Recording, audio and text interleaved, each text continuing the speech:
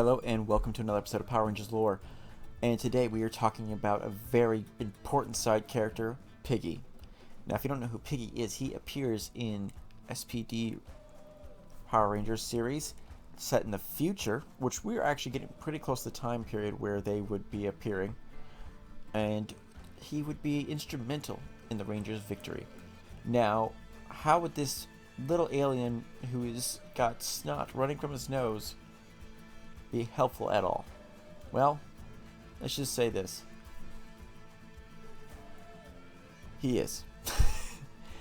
So, he would first appear as an informant for the Rangers, being very closely connected to Z, one of the Rangers, the Yellow Ranger, and would help out the Rangers on several different occasions, though not in the way he wanted. He would give them information, a big informant. He didn't want to be, because, well, they're Rangers. He didn't really like them. They're the cops. You don't snitch to the cops, but he was constantly put in situations where he had to. And he did. However, he also sold out the Rangers as a double agent to Emperor Grum and Broodwing on many different occasions. Feeling bad about it, but going, what do I want to do? Get destroyed? It's about a survival. So he would go back and forth throughout the rest of the series doing this, always giving advice, and also helping out the villains against the Rangers, though the Rangers never knew that he was doing this. And I don't think Emperor Grum knew that he was also giving information to the Rangers, except for like maybe 1 or 2 episodes. However, there's a lot of things going on as well.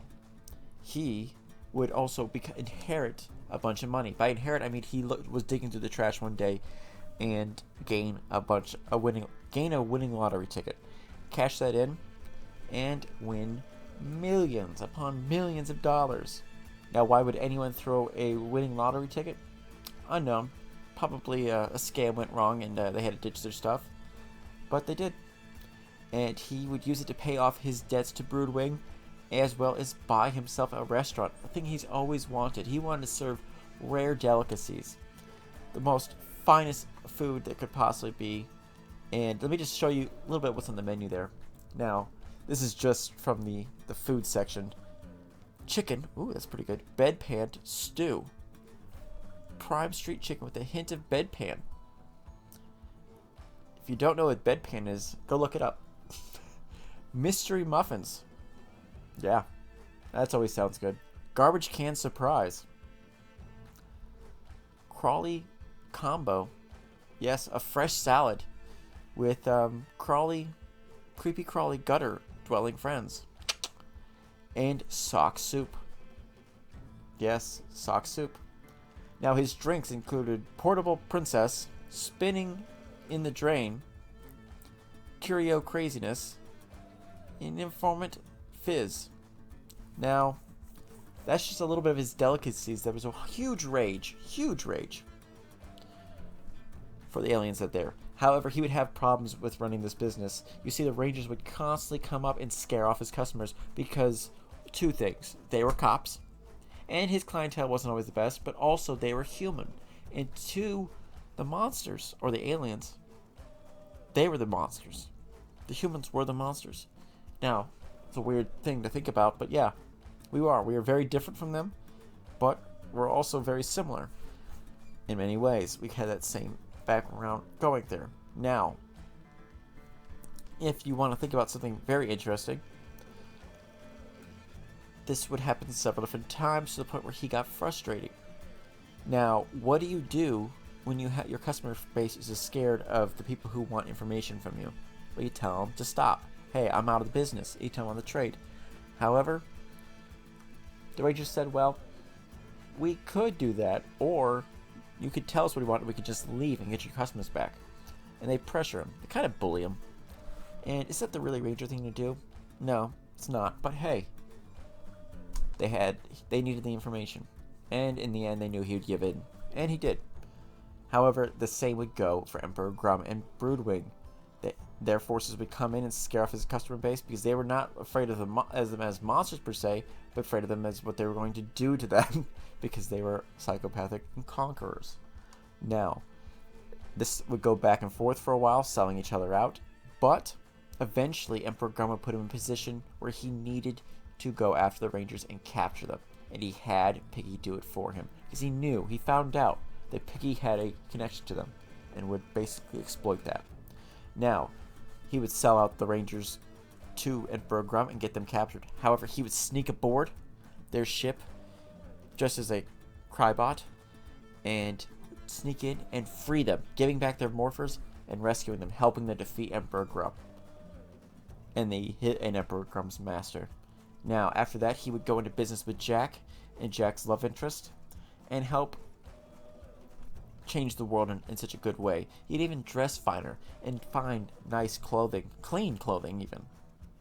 Now, we would also know him from another little instance. You see, he appeared on Earth around 2005, 2006-ish, before the series starts.